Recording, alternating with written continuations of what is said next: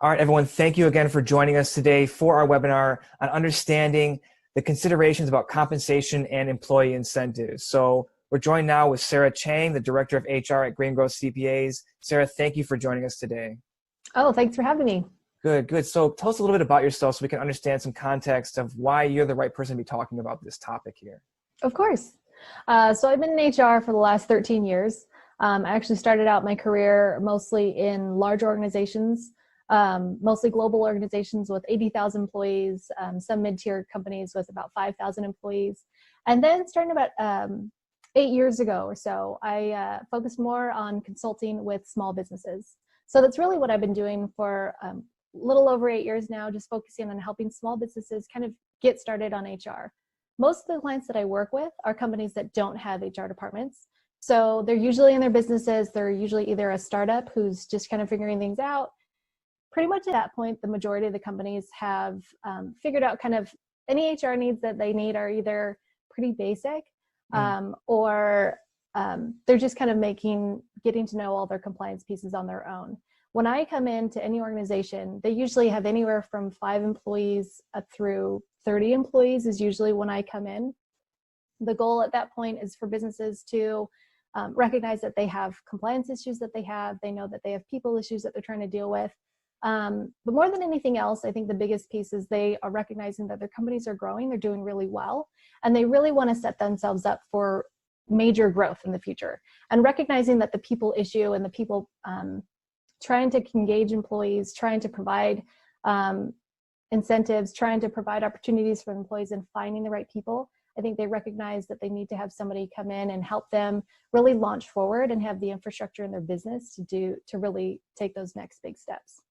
That makes total sense. And then thank you for sharing your background on this. So Sure. Appreciate that. So now, before we get started, I need to let you guys know that the information contained in this presentation is meant for guidance purposes only, and not as professional, legal, or tax advice. And further, it does not provide any personalized legal, tax, investment, or any business advice in general. So with that out of the way, Sarah, let's jump right into the material that you have.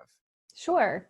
So we really talked about cannabis compensation for employees. As you know, I mean, all these most businesses are new because of regulation. A lot of them are in the startup phase and they're looking for top talent. At the end of the day, what you want to have is great employees. Everybody wants to have great employees. And when you look at businesses, I mean, the industry as a whole is exploding. I looked at some of the estimates for the industry as a whole, and they're looking at $30 billion by 2025 by Forbes magazine. Some of them are a lot bigger. Some of them are projecting, 100 million by 2027. But everybody knows that this is a huge explosive industry coming up very quickly. And it's actually really interesting in the HR arena right now, because right now, given the demographics of society in the United States, there's a huge competition for talent. That's pretty much the most difficult piece in any organization right now that I think most companies are struggling with is finding the right people. And when you're a small company and you're starting out, you want to have great people, but you're also competing against large organizations who have bigger budgets, who have stronger brand names, and are able to attract people on different levels that you may not be able to compete with. So we wanted to talk about ways that smaller, new businesses, especially in cannabis, can really compete for these great people. When I was looking at the top 3 reasons why startups fail, you look at 3 things. The first is that they have no market for their product. And we know that's not the case with cannabis. So we're going to focus on the next 2, which are actually really solvable when it comes to this particular industry. Number 2 and number 3 is because they ran out of money. And thankfully, they have Green Growth to help focus on create opportunities and make sure that doesn't happen. And the third, when we focus on HR, and it's something that every company can do well, it's that 23% of startups fail because of having an inadequate team. Now you think about it. As a startup, you're looking at smaller budgets. You don't have the kind of brand names, so people aren't really familiar with you. So we want to think about creative ways to create opportunities that they can market themselves as startups to attract great talent. I mean, that's at the end of the day why you can help your business move forward, right? You need great people. You need to have a great product. We know that cannabis is creating amazing products right now, and we know there's a market for it. So how do we kind of make that step forward and getting great people to kind of move these businesses forward? Now, we know that money isn't the only reason why people choose a company. But the reason why we're talking about it today, because everybody knows it is certainly important. People won't work for free. And if they do work for free for a little while, they might do it for a little while. But at the end of the day, they need something to come out of it, and there needs to be a reason. So we want to talk about some creative solutions that they can go about handling the compensation piece when you don't necessarily have a huge budget to work with. So there are 3 ideas, Jim, that we kind of talked about, which is 3 things: equity, gain share, and profit share. Now, when you're looking at your budgets as a company and you say, okay, what do I have to give, but I don't have like a huge buffer as far as budget goes to bring in all these people before we're making any money, these are some great ways that you can look at it. And the reason why we're going to talk about equity and profit share are great tools. Gain share is one that I just want to explain the idea so there isn't any confusion when you see these these topics come across. So equity, when you talk about equity, you're really talking about a percentage of ownership given in a given company. It's usually represented in shares of a company or percentages. And we're going to go into that a little bit more, explaining how to do that. Profit share is a percentage of net profits that will be distributed to the team as bonuses and compensation. And the third is one that isn't utilized, to be honest, as much in new startups, but it's an important piece to understand because there is a key difference between gain share and profit share. And what gain share is, it's based on the company's historical performance, which is why you don't see it as much in startups. What you're really looking at is the gain that would be profited above and beyond a previous year. And you need historical data. So that's why startups, being so new and so much change so rapidly, it can be used, absolutely, but it's not as common. What you're looking to is improve performance of employees and financial gain over past performance. So what you do is you basically lay out goals for performance, growth, those types of things. And you're looking for ways to really eliminate waste and motivate employees to work smarter and harder beyond what they've already done. So let's talk a little bit more about these ideas. So we want to talk about equity. So why give equity? Equity is really to attract skilled people and resources to your startup. So if you're new business, you need money, you need great people. Those are 2, at the end of the day, that's it. But it's hard. It's a business that you've started. It's something you've come up with. It's something that you've put your blood, sweat, and tears into. And you don't really want to feel comfortable giving away part of your business. And I totally get that. But here's a risk of not doing it. Number one, whether it's incentivizing venture capitalist money to get a sizable ownership or stake, or it's trying to lure great talent with some options pools, it's a great opportunity to benefit your startup because you can hang on. If you hang on to your equity so tightly, you really will restrict your ability to grow in some ways because you won't be able to have that pool of resources for money and support or great people. I mean, at the end of the day, they want to come on board. They say, hey, I'm willing to make the sacrifices. I'm willing to do what it takes. But at some point, it needs to make sense for me. And that's a great way to do it. On the other extreme, you can, by not doing it, and you basically are a major shareholder in a worthless company because you now have contained all the shares. You won't give away any part of your business, but you haven't been able to move forward. It's restricted your ability to overcome a lot of the obstacles when it comes to handling a lot of things that you're maybe not necessarily good at. So when it comes to business, we understand that any owner, any person in business is not going to be great at every single aspect of the business. That's just natural part of, working in any industry. You're not someone who is amazing at growing or processing or retail with customers or marketing may not necessarily be the absolute best person to handle your finances, to handle your marketing, to handle your investment decisions, or your management decisions. So you need a pool and a team of great people who can do all of the best things that they're good at and come together and work together. And, at the end of the day, equity is a great way to say, hey, let's work together, we'll sacrifice together, and in the end, we'll all benefit and share part of this company. Now, there is a risk of giving away too much. So there's always a balance. At the end of the day, you want to make sure that, because if you're careful, if you give away too much of the company, anytime you bring anybody in, it gives people control, a little bit of control over your business.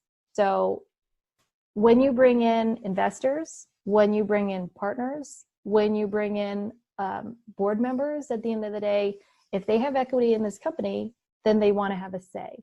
And if that is the case, then if you have too many people, suddenly you basically have no control of this company and where it's going at all. So it's really about striking that right balance. Now, I want to talk a little bit about how to go about doing that. Because everyone says, okay, well, if I'm willing to give away equity, what does that look like? What does that mean for me? So usually when you set up your corporation, usually they'll actually set it up in your articles of corporation is the number of shares you can give away. That number is fairly arbitrary because it can change. But when you start out, let's say 100% of your company is 100 shares. And let's say if you had an angel investor who said, hey, I'm ready to invest some money into your business, and I want to bring in enough cash flow to equal 20% of the value of the company, you'd need to issue shares to reflect that ownership in the stake. So it isn't necessarily giving that 100 shares and giving him 20 of them and now you have 80. What it actually means is that you had 100 shares, you gave away 25 shares, and now your total shares in the company is 125, and they still own 20% of it. So you don't necessarily have to divide up equally the number of shares you have. You can add in shares, but it fluctuates the percentages of how much people actually own in the company down the road. So let's say you jump further ahead in their next funding round, you've got a little bit of money, you're doing well, and you're ready to take that second huge step forward, and you've got another venture capitalist who's ready to invest an equal amount of money to half your company. So you now had 125 shares. You started out with that 100. Now in order to get 40%, you have 250 shares. So you had 25 shares now that angel investor had invested because they had 25, then you had 100. You have to basically multiply that 125 shares that you had to 250 to give away half of your business. So at the end of the day, when you're looking at giving away equity in your business, you have to find that right balance. You have to make a decision if the investment deal is really worth the value of the shares in the long term than it is when you're reducing it in the short term. So you got to think overall in your business, is it worth it? And don't think today, don't think just tomorrow. Think 2 years from now, think 5 years from now, think 10 years from now. Because at the end of the day, whatever decisions you're making early on will impact your business, and those decisions will become magnified as your company grows. So when it talks about how you're going to manage your investments, how you're going to handle your people, what direction you're going to take, what your branding image looks like, I think these are all important decisions, but if you have more people as part of that discussion, you have to understand that it will affect the long-term perspective of your company. And it may make sense. At the end of the day, when you look at large businesses and anybody who started these huge companies, they don't usually own the entire business. They are the owner, but they aren't necessarily always a majority stakeholder in the fact that they might own just 10% of this company, of a $1 billion startup. But 10% of a $1 billion startup is still better than 100% of a worthless company. So, keep that in mind as you're making these decisions. Yeah, and one thing to note about also with shares is you can issue different types of shares that have different abilities. Like there's different voting shares, there's Class A, Class B types of shares. So when you think about the types of shares that you give away, it doesn't have to be all the same types of shares. But essentially what Sarah's saying is that you will have to increase the pool as you add more people in. But when you bring too many people in, it's like too many cooks in the kitchen. Things will not move forward. There's too many voices. There's too much noise. So be thoughtful, again, about the types of shares you give away and how many people you break that off with. I totally agree. And you want to look at, think very carefully about who you're bringing in. It's tempting to bring in investors who bring in a lot of cash and can really take a step forward in your business. But if they have a totally different idea of the market you want to market to, the brand image that you have, it sincerely impact your business. So keep that in mind and make sure that you're making a decision that's right for you and right for your company overall. Yeah, and one more thing I want to add in about bringing in investors too is there is the thing called smart money versus dumb money, right? There are some people that just have money they want to deploy into certain assets or into certain industries because it looks cool, it's sexy, it's the thing that's going up into the right now. Mhm. But they may not have access to other strategic ways to help your business. They may not have access to talent or access to any other distribution channels and things like that. So be thoughtful about when you do bring on investors, aside from money, what else are they bringing to the table? Because I know it's hard to raise capital, but relatively it's not that difficult if you have traction and a good idea and a good product market fit. So again, be thoughtful about the types of people you're bringing into your company. What else can they provide other than cash? Absolutely. So let's go ahead and move on to the next piece that we're talking about, which is profit sharing. Let's go back to a little bit about what profit sharing is. Now, we talked about it being a percentage of net profits that's distributed to the team as bonuses and compensation. Now, let's talk a little bit about how to go about doing this. So basically what you do is you decide, we talked a little bit about shares in equity, and that really impacts how you're going to handle profit sharing. And it can work all the way down from your most senior leaders to your most junior staff. And that's great. Basically, you decide how many shares of, let's say, that 100 shares will go to each individual. And that's how you're going to decide to how much to divvy out among the team. So let's say, you had your senior leaders with 50 shares and 25, so 2 partners, so they each get 25, down to some of the staff that just get 1. That's how you're going to divide up, let's say, $100,000 among your team and kind of differentiate percentage-wise. Now, people think, well, why do you want to go about doing profit sharing? Profit sharing is actually helpful because it kind of eases off a lot of the pressure when it comes to your growth. At the end of the day, if your company does really well, then you're able to pay everybody a lot of money. And if you're not doing well, then you're not boxed in to these high salaries. And basically a lot of their compensation is affected by, hey, if the company does well, I make a lot of money. If we don't do well, you as a business owner don't have to actually pay out as much if part of their compensation is considered bonus or profit share. So at the end of the day, it's just a little bit more forgiving. There are some advantages and disadvantages to doing that. The advantages, like I said, everybody's working toward that same goal. Everybody wants the company to do well. Everybody wants the top rallying revenue to be really high because everybody's going to be impacted by it. It really helps employees focus on the overall profitability of the business. And the cost of it really rises and falls with revenue. So it's not like you suddenly have these really high compensation pieces and then you're boxed in if suddenly you have a low year. And what's great is that it enhances commitment to organizational goals. Everybody knows that, hey, we're working towards that same goal, whether it's to be more efficient, whether it's to be more profitable, whether it's to have amazing customer service. Everybody knows that the goal is for this company to do well. And what's great about it is they'll actually look for ways that, aside from your new normal goals that you'll set for your staff, they'll look for ways and interesting ways in whatever they're doing to help your company move forward because they are impacted by it. At the same time, there are some disadvantages by it. Basically, the pay for your employees will move up and down depending on how well the company does. It's not based on performance, so even the person who really has no impact on how profitable you are, how great the marketing is, they're still going to make a lot of money if your company does well. On the flip side, there's also major swings. So, if you suddenly have an off year, your employees will be impacted quite big at the end of the day if your company doesn't do well. So for a lot of people, those big swings in compensation kind of makes it hard to plan their lives and their own personal finances. There are also some things you do want to keep in mind when it comes to the Fair Labor Standards Act. When you're calculating pay for everybody, you do always have to make at least your minimum rate of pay. And so you kind of have to calculate and make sure that everybody's still being paid fairly. So when you're trying to base all of people's compensation based on just performance, and if suddenly the company made absolutely no money, they've all worked and you haven't paid them. So you do run into some compliance issues there. So it's definitely a great piece to use. There are just some things to keep in mind down the road. Now, would this be something that you would do like a base salary and then some profit sharing on top of that to kind of mitigate that compliance issue? Or what do you generally see startups do? Do they have a base salary plus some type of profit sharing, or is it purely profit sharing? What are your thoughts on that?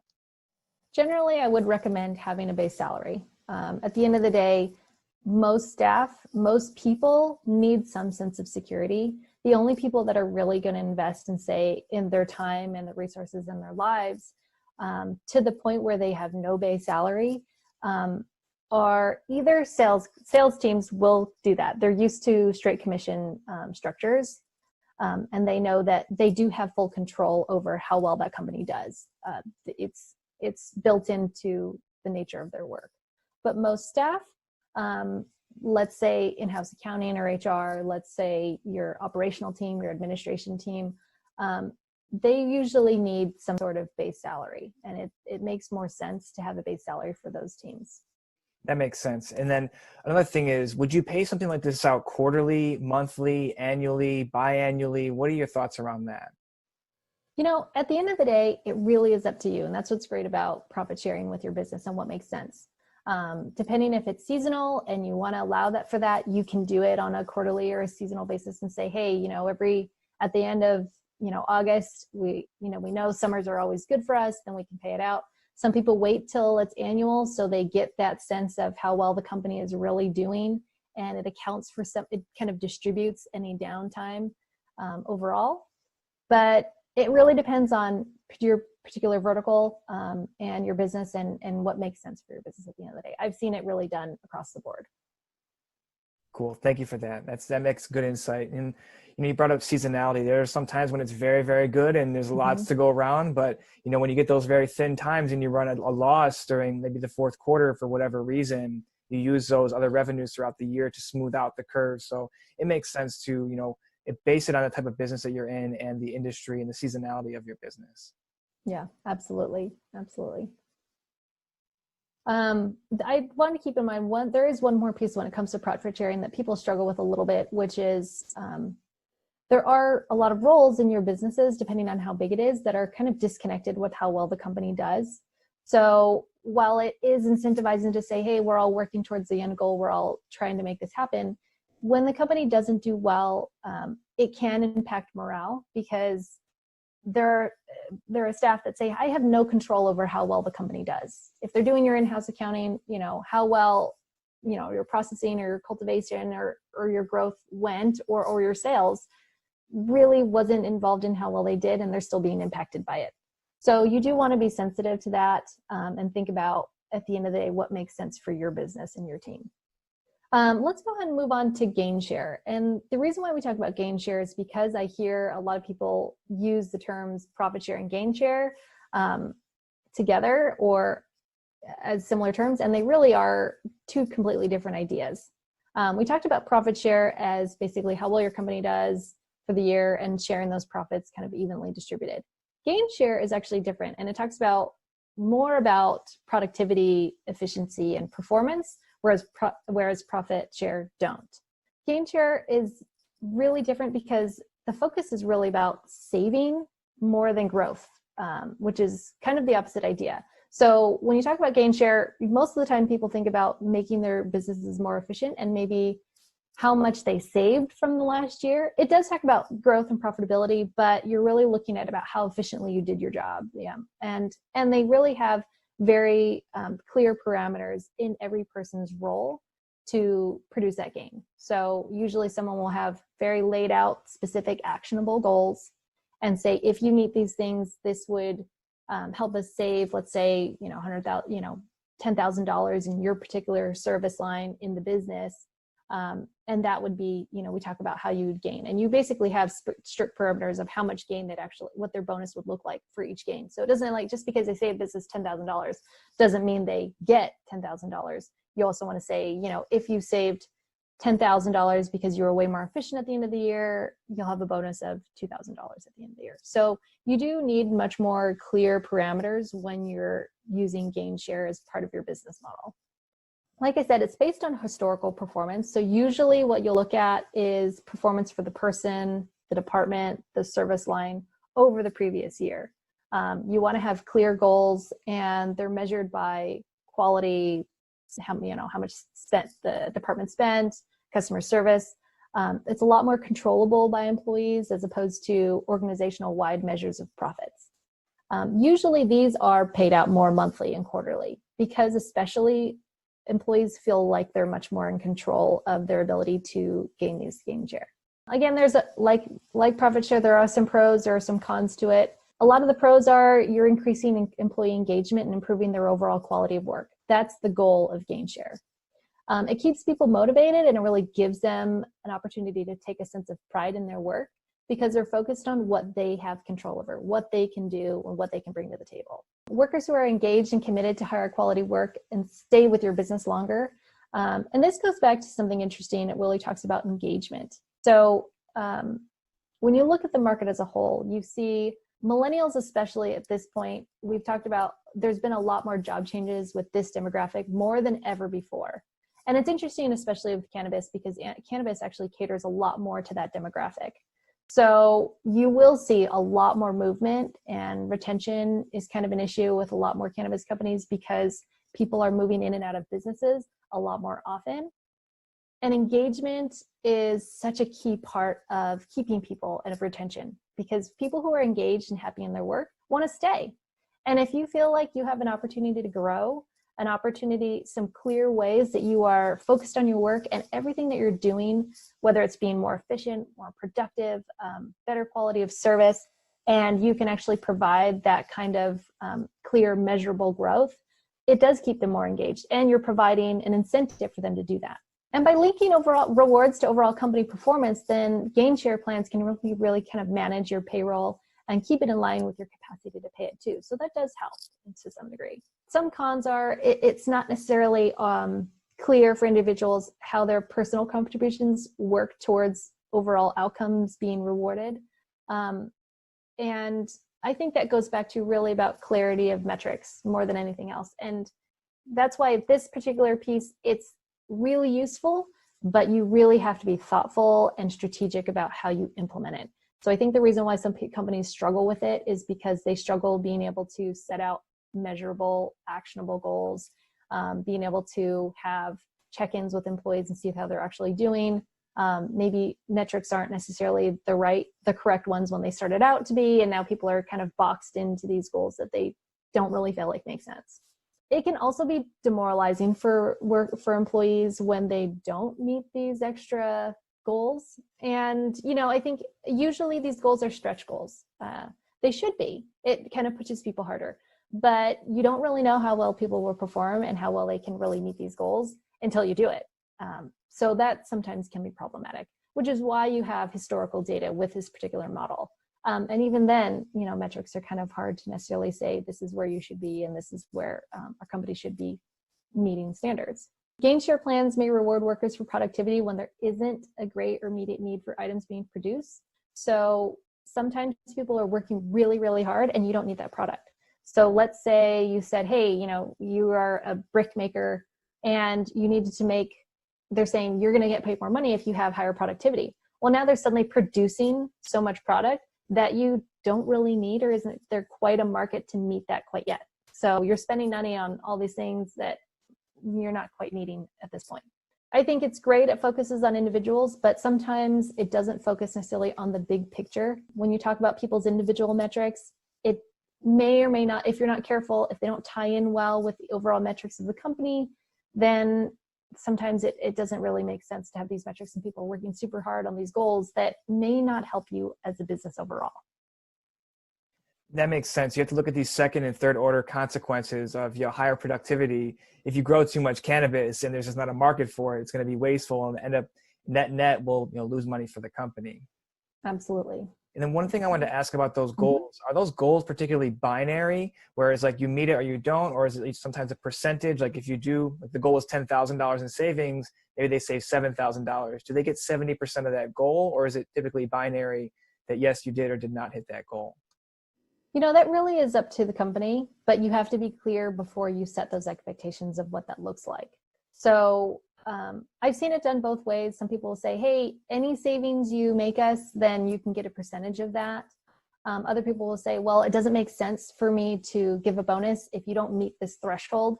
For my business, it doesn't really make enough impact.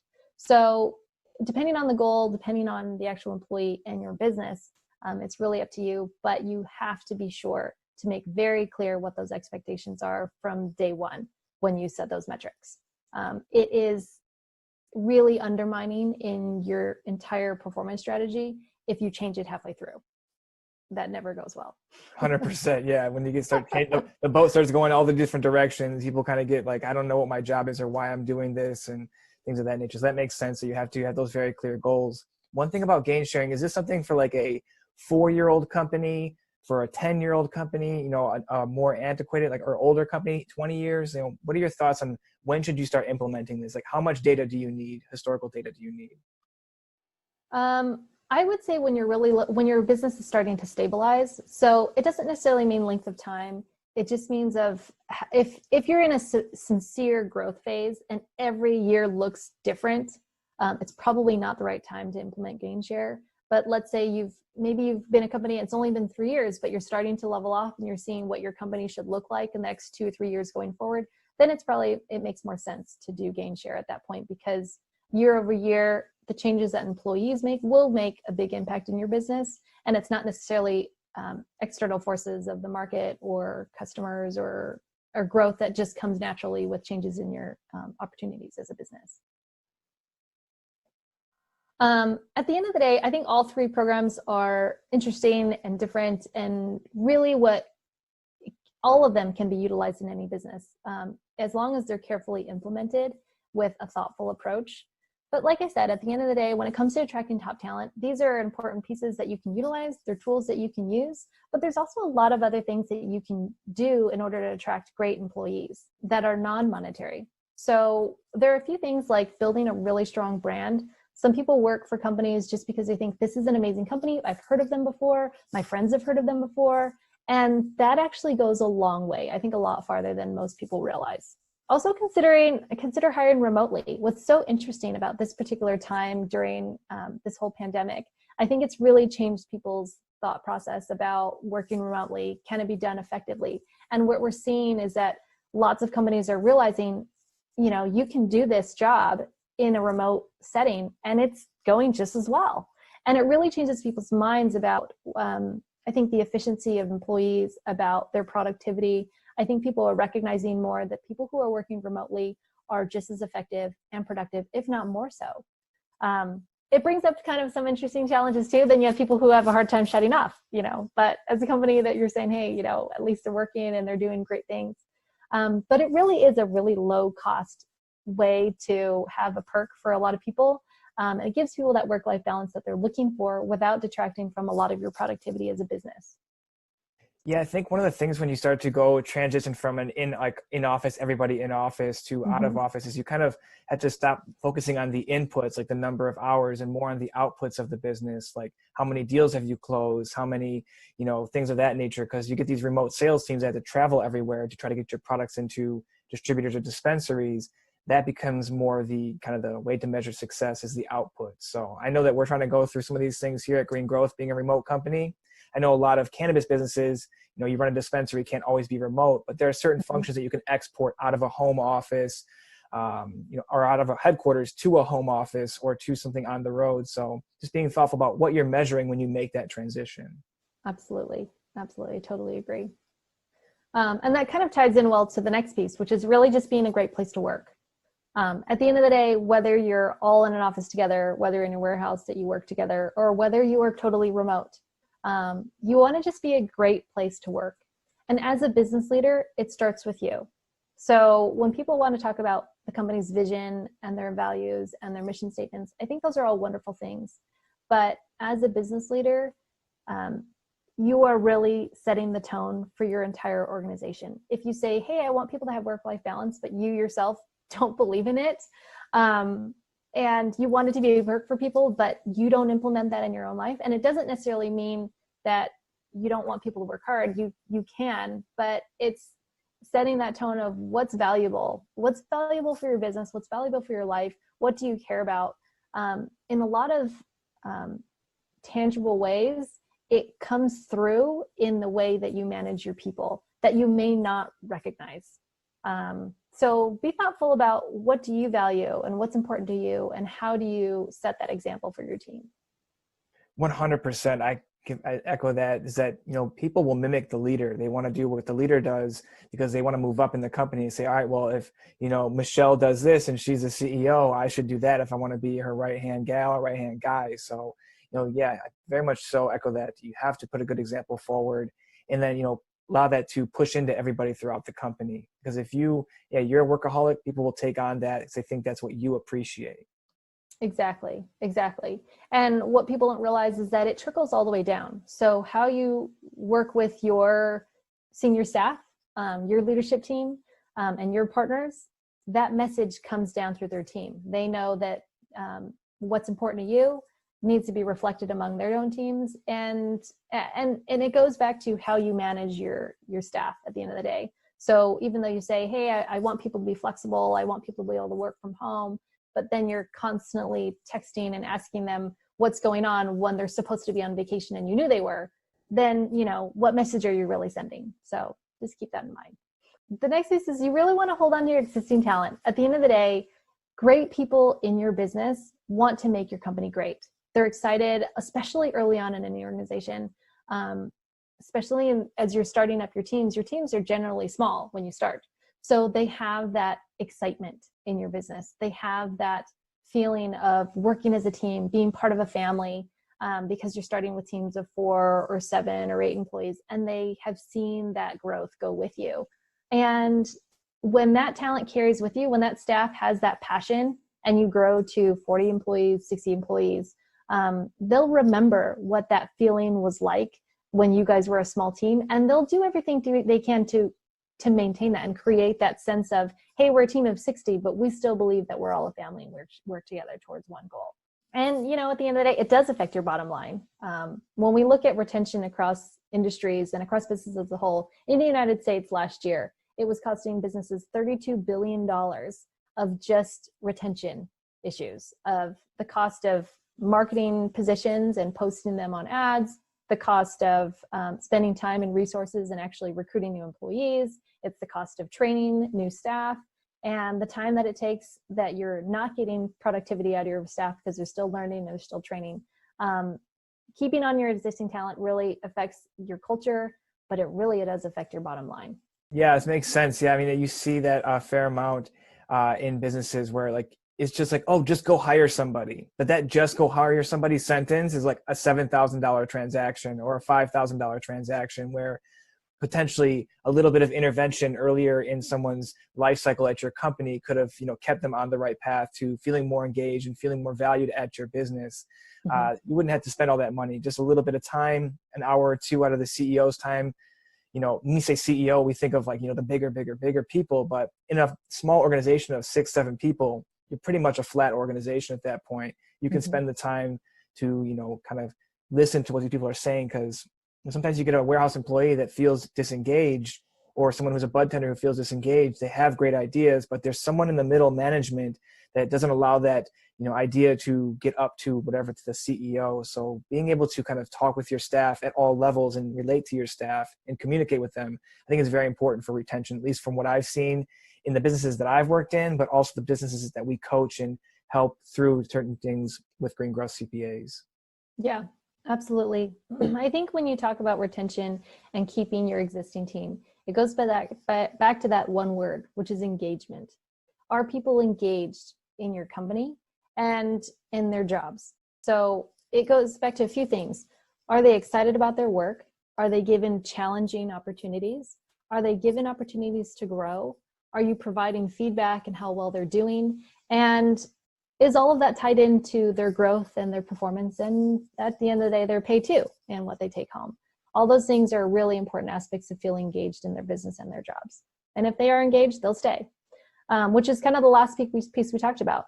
Building that strong employee engagement will really progress your team and kind of unify the vision of everybody working together. It keeps people excited to come to work every day. And, the better engagement you have, it will save you money at the end of the day too. Thanks so much, Jim. I really appreciate you having me on. It was a really great opportunity to be able to talk about all these things. I can geek out on HR all day long. So hopefully we can do this again. Thanks so much. Yeah, thank you very much for joining us, Sarah. And if you have any questions, you can drop them into the chat or into the comments below. We'll get to those questions here we have for the live session, and anything else that we cannot answer, you can reach out to us via our website at greengrowthcpas.com, and then click that Get Started button on the top right corner, fill out the form, and we'll get back to you as soon as possible. Again, in the comment section, you can leave some questions, as well as if you need help, you can call us at 800-674-9050. So again, Sarah, thank you for your time, your knowledge, and all this understanding of the HR issues of for growing companies. And thank you very much for your time. Thank you, Jim.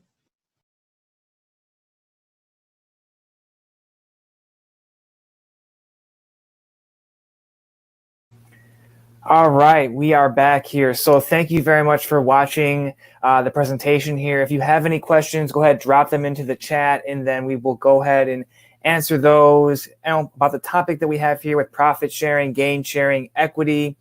Are you trying to implement in that you're in your business? Have you done that? Have you hit any kind of friction within the company? Let us know in the chat here, and I can help you with some of those questions. And then whatever we can't get answered again, you can reach out to us via our website or give us a call. Website is greengrowthcpas.com, or give us a call at 800-674-9050. So I know that, one of the things that people ask constantly would say, every startup has to go through this kind of phase where they say, all right, well, how do we split up the equity between the founders? I'll be doing a video later on at this, but just kind of high level, there's this thing out there called the Founders Pie Calculator. And essentially what this allows you to do is look at your business in 5 stages or 4 stages, depending on how granular you want to get with your business.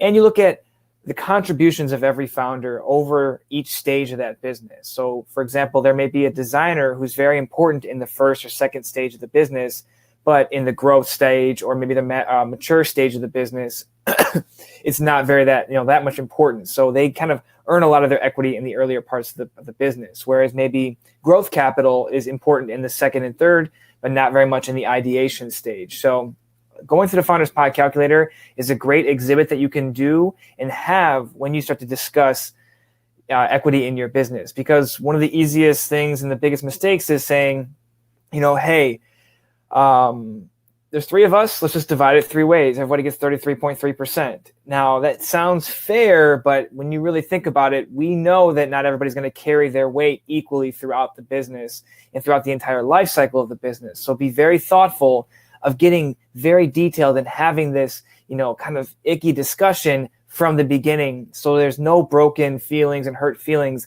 later down the road when money, real money, does get involved. So that's just a thought. Google Founders Pie Calculator by Frank Demler. Very good information out there, but we will be making a video subsequently about that. So another question here for startup, pre-revenue stage, how do we value the business? There's a lot of things to value a business. This is always a very, very difficult question to answer because ideas, there's 2 things to a business. There's the idea, but there's actually the implementation.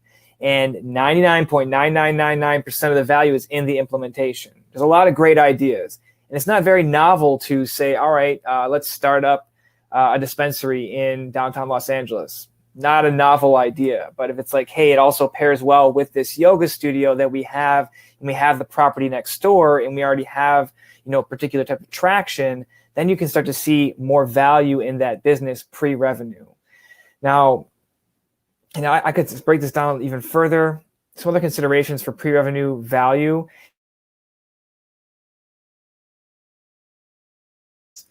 Because one of the things that people kind of start to do is say like businesses are worth like maybe $1 million to start off with.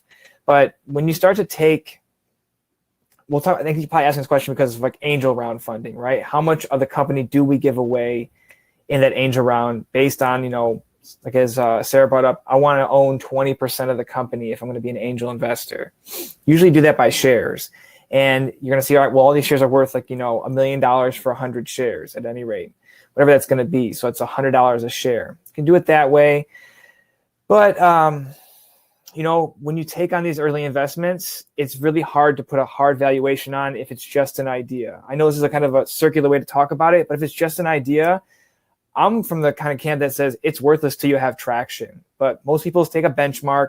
They say $1 million, $3 million.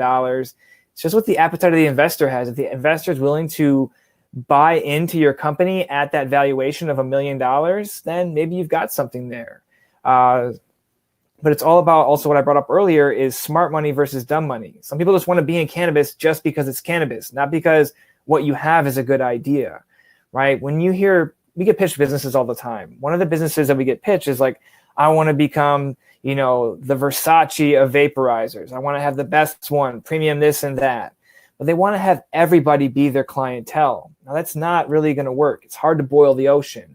But one of the things to think about is like, hey, I want to be the Versace of vaporizers for, stay-at-home moms. All right, cool. Now, how are you going to go attack that market? Then you find out that this, founder or set of founders actually runs a mommy blog that has, 500,000 people, visiting it every month. Okay, now we've got something really, really special here because they actually have a way to extract value from that idea. So being thoughtful about the components to actually implement and make that business happen, that's where the real value is at. So I know that's kind of a circular way to talk about it, but we can do some, business valuations. There are models that we have for that, but that's kind of just a quick and dirty way to talk about it. Again, benchmark of $1 million is a really, basic thing, maybe $500,000, but really you can make that go up by other things that you have. Again, patents, access to audience, very unique idea. You have the team, right? Some people invest in the team more than they invest in the idea, especially if you've had exits before this. That's a very, very valuable thing, right? You're proven that you can be nimble and think and say, all right, when stuff does go wrong, we know how to fix it. So being very thoughtful on that is where you can drive higher valuations, right? Two founders, same idea, but one's had 3 exits for over 7 figures and one is a brand new entrepreneur. Trust me, I'm going to bet, and most sophisticated investors will bet on the person who's had those 3 successful exits because they know what it takes to go from start line and all the way through the finish line, right? Building a business is one thing, but exiting is a whole nother animal because there's so many more nuances to stay on contracts and things of that nature, and having to potentially leave an entire field if you do get bought out for 2 or 3 years. So hopefully that answered your question. Reach out to us if you want some more details on that. All right. So Casey asks, I just started exploring the idea. I'm in Texas. We'll move to an area which has best soil and weather, state and county support for it. Any suggestions on areas where you will see it will work from your clients? So Texas, I saw last year in a very brief time that they opened up licensing for cannabis-based businesses. And it was like a 3-day window, no public kind of announcement about it. And it kind of put a few companies in the ability to take advantage of that. Now, I'm not sure how it's all going to, this is all conjecture, right? I could say, oh, well, they're going to do it because they're losing money from no sales tax from coronavirus, right? I can rationalize any position, but one of the thoughtful ways to do it is that if the state is indicating that they're doing kind of things in a covert manner, I would think about looking at other states like Oklahoma. So one thing that's on the ballot in Oklahoma, it got voted, yes, I think it's got vetoed away, but it's out of state medical marijuana cards. So for example, someone from Dallas could go get an Oklahoma medical marijuana card. You don't have to be a resident. It's a non-resident recommendations. This is very, very cool change into the industry because typically we don't see that, right? You can't be someone from Michigan, get a cannabis license in medical marijuana card in a different state, and then, everything's hunky-dory. You have to be a resident typically. So my point of bringing this up is look at market property costs. Licensing costs is extremely cheap. And, from the border to Dallas, I think it's like 60 or 70 miles. I'm sure there's colleges in Dallas. There's other people in Dallas that are going to be into cannabis tourism. You saw this in Illinois, where other states, people were traveling to Illinois to take part in recreational cannabis. Now, Oklahoma may be doing that to a certain extent, again, with these out-of-state recommendation cards. It hasn't been pushed through. Again, I think it got stopped at some point. But these are things that may become easier avenues to open up your dispensary or open up your cultivation site before jumping into a new state like Texas. One thing to consider that when states turn on that medical marijuana key, it can take 12 months from idea in the legislature to having just an application available, and then another 10 to 12, 14, 24 months until it actually becomes a business. So being thoughtful on that can be or looking at those options can be quite thoughtful into making sure you have a certain strategy. what also allows you to do is get your legs under you in a cheaper market and then go into Texas with some cash. Because I can just probably tell you here, it's not going to be cheap to open up a business in Texas. It's not cheap to open up any kind of cannabis business, but Oklahoma, cheapest market. All right, so hopefully that answered your question, Casey. Drop any other follow-up questions on there. It can help you out with that. T Native says they've been thinking about selling shares. It's one of the things you can do, raising capital by selling shares. Just make sure you're staying compliant in a financial manner. You should speak with a lawyer that does these types of transactions. It's very, very important that you stay above board in all of your ability in your transactions of selling shares. All right, so Alex Vera, thoughts on Type S license. Do you think a shared space allows for easier entry into the market?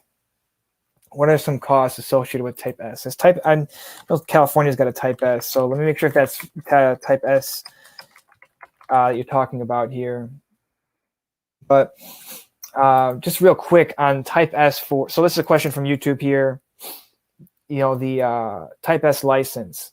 Type S license is a shared use manufacturing facility where people can no one's going to be manufacturing 24 hours a day. So there's downtime on the machine. Essentially what this is like Airbnb for that manufacturing machine. Do I think this is a good idea? Heck yes, I think it's a great idea. We participated in a building. It was a micro biz and it had a lot of this kind of Type S stuff, but it was a full micro biz. So from cultivation, manufacturing, distribution, and I think they were getting the point of getting their delivery license. At any rate, Alex asks, do you think this allows for easier entry into the market? Of course, this allows for easier entry into the market. You can pretty much, bypass your own licensing phase, use that facility. Of course, you're going to be paying a premium because you'll have to cover their overhead and make a little bit of money off of you by using that manufacturing machine. But it can be a good way to get in. Like I'll bring up that example of the stay-at-home moms. It could be a really cheap way for you to get in, test out this idea for $50,000 that stay-at-home moms resonate with this brand. And you push the product, maybe you make 5,000 units, you push it and you see what actually happens. Now, if you can prove from there in using that Type S license that there is traction in this business and we have, a good proven business model in a target market that wants our product, all right, now we can go put a deck together and pitch this out to larger investors to either get our own license or buy more time on that Type S machine until you scale up to a certain point where you need to get your own license or get your own facility. So I really like this idea because, I'm not a proponent of saying cannabis needs to be expensive to get into. It's a big shame that the cannabis industry is so expensive to operate in. So I think that this is a really good opportunity for you to get in, test ideas, and see if your business actually has legs. So that's my thoughts on the Type S license. The risks associated, I really want to bring up this one risk. So if you are operating in a shared use facility, understand it's one license and we'll say 7 constituents, 7 people sub-licensed. They're not called sub-licensees, but for lack of a better term, sub-licensees. Say one of those sub-licensees does some pretty wild things. They sell product, onto the illegal or illicit market that's meant for the, the regulated market, or they don't pay their excise tax for some reason, or any other issue. It could put all 6 other operators into an issue where they may lose the ability to use that license. Now, if you're pouring money into product and now you're sitting on product that can't be moved out of the final product, that sucks. That's a big problem. That's a big risk. So be thoughtful about that. That's, to me, the biggest risk of a shared use facility, is that if someone does something wrong, it could negatively impact the rest of the people.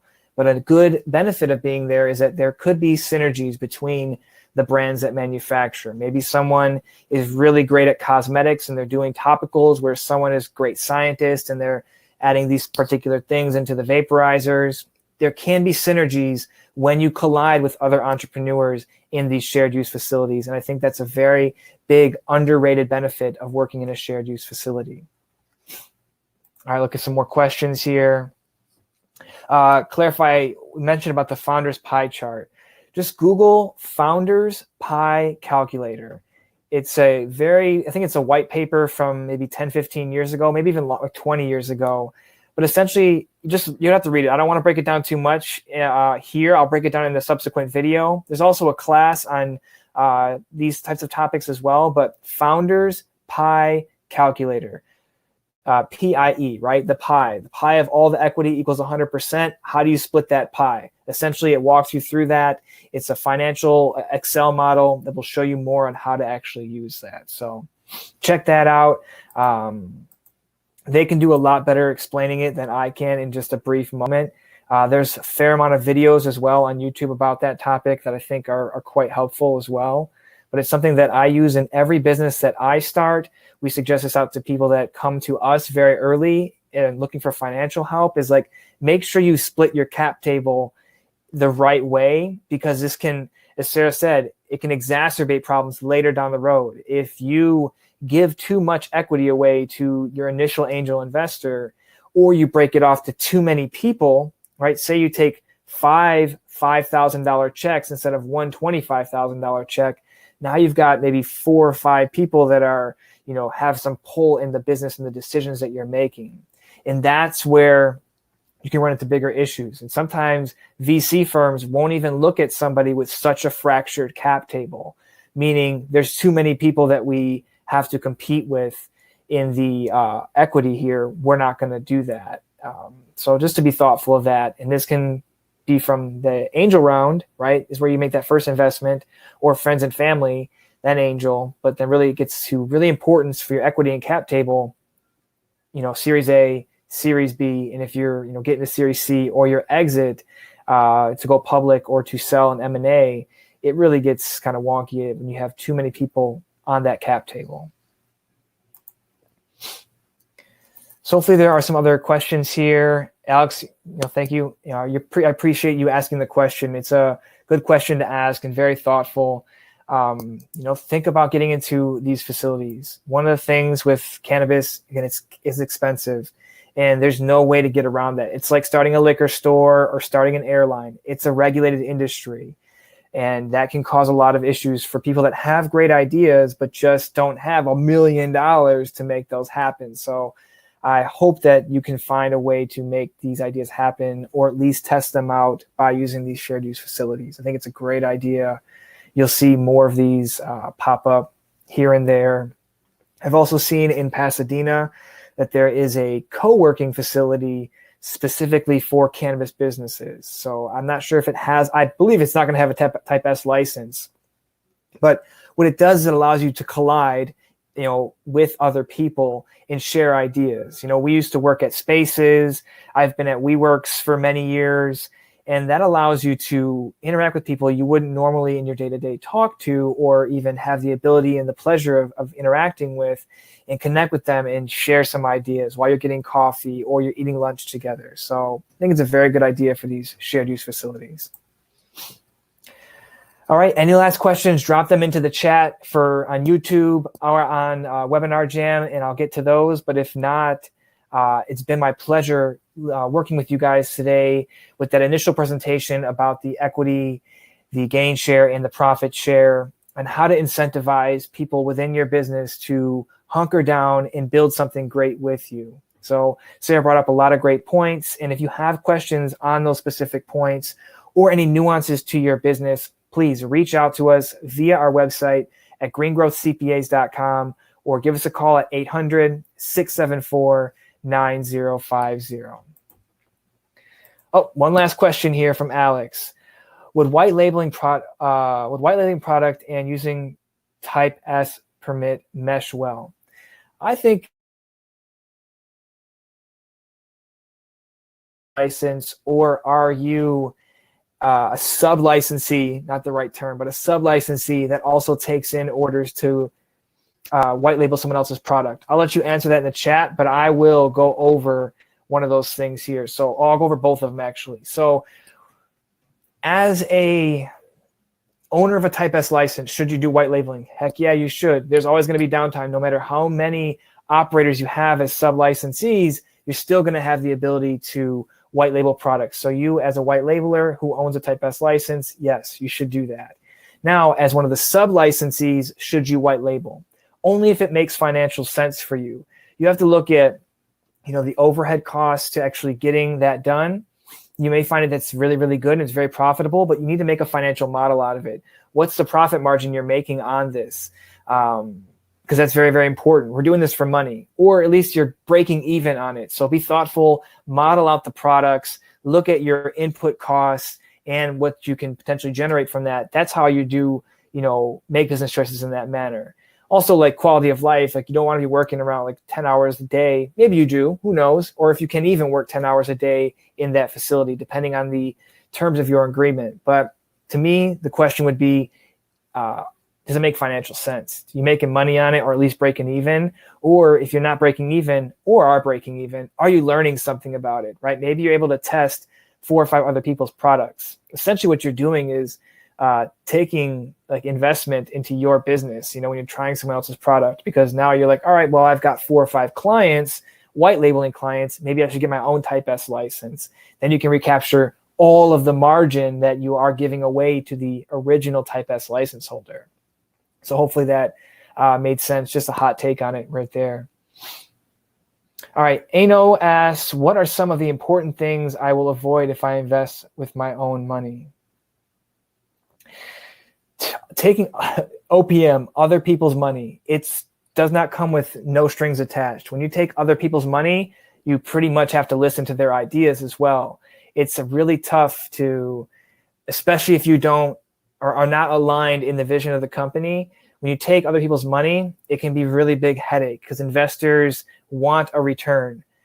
Most investors are not sophisticated investor. A sophisticated investor understands, or sophisticated VCs or experienced VCs understand that 48 of the 50 bets they're going to make are going to go to zero. But those 2 other bets will pay off, hopefully large enough to offset the 48 losses and make some type of profit at the end. Now, when you take other people's money, again, there's the understanding that you're going to have to listen to their ideas. That's one thing you'll avoid. And what else would you avoid? Thinking just investing on your own. I guess you'll be more careful with the money too. Sometimes when you take other people's money, you're not as careful with it. When you use your own money and it's your $32,000 that you put in there instead of somebody else's, you try to make every dollar stretch until it snaps.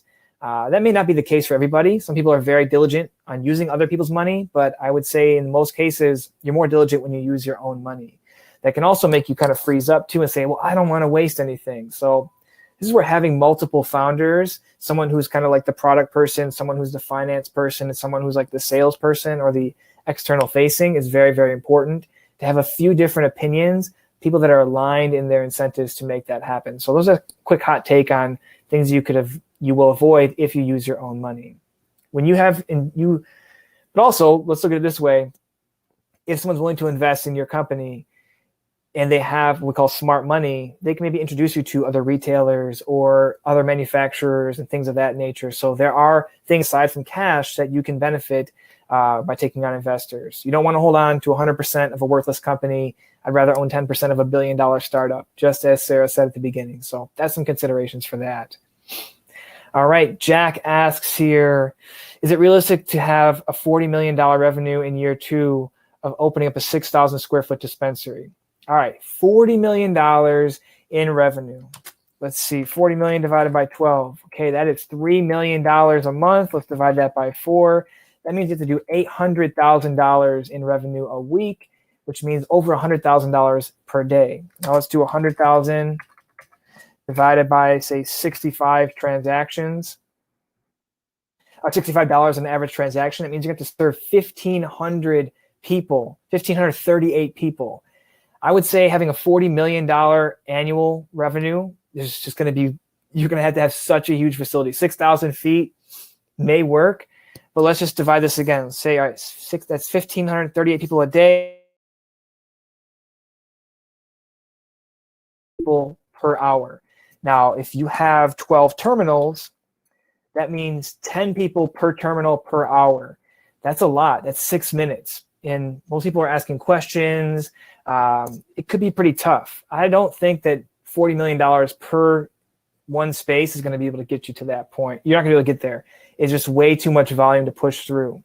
But if there's some other things, maybe you're a vertically integrated business where you're capturing all the margin and you can be valued at $40 million because of your run rate and because of your revenue, yes, because then we're getting into what we call multiples of revenue and multiples of EBITDA.